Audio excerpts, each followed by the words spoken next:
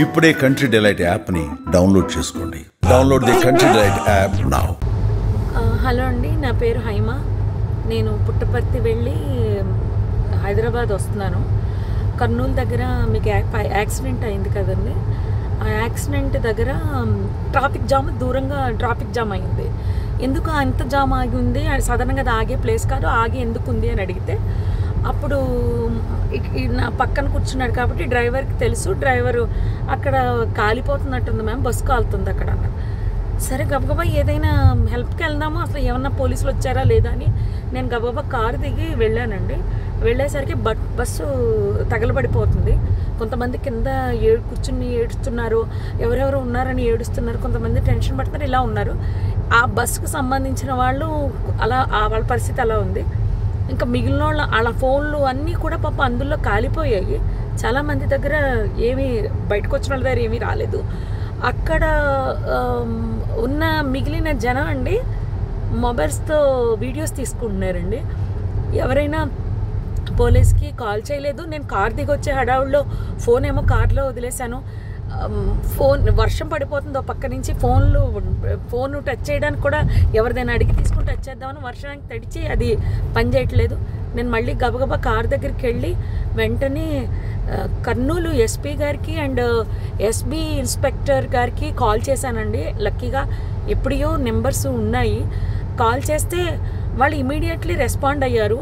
వాళ్ళు రెస్పాండ్ అయిన కాసేపటికే rural CA గారి బృందం అంట వాళ్ళు వచ్చారు.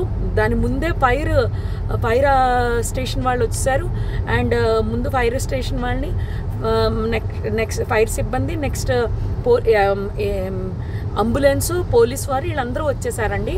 అప్పటికే ఒక ప్రైవేట్ వెహికల్లో ఒక 6గురిని హాస్పిటల్ పంపించారు. నాతో అతను ఎవరో హరీష్ అంట, ధర్మవరానికి చెందిన అతను. పాపం చాలా మంచి వ్యక్తి ఆయన కూడా. ఆయన ఒక 6గురిని ప్రైవేట్ వెహికల్లో ఎక్కించి పంపించారు. తర్వాత వీళ్ళు వచ్చాక ఒక 5గురిని అంబులెన్స్లో ఎక్కించడం జరిగింది. ఆయన తీసుకెళ్లారండి. ఆ తర్వాత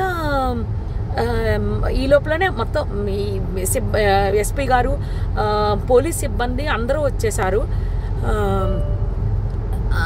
అసలు నిజం చెప్పాలంటే చాలా దారుణం అది. చూసేసరికి అసలు నాకైతే వల్ల కాలేదు. ఎవరైనా ఫ్యామిలీ అండి, చాలా ఆ ఫ్యామిలీ ఎంత బాధపడుతూ ఉంటారో.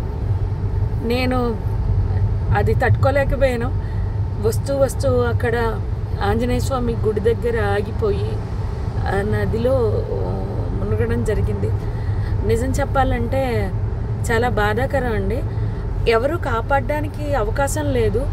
నిజం చెప్పాలంటే పోలీసులు రాకపోయింటే చాలా ఇబ్బంది పడిపోదాము. హెవీ ట్రాఫిక్ అండి. పోలీసులు లోపలికి రావడానికి బయటకు వెళ్ళడానికి కూడా ఉండకపోను. ఆ ఇన్ఫర్మేషన్ ఇవ్వడంతో క్లియర్ చేసుకుంటూ వస్తూ మొత్తం లోపలికి వచ్చారు. అంతా ఆఫ్ చేశారు, మంటలు అవి ఆఫ్ చేశారు.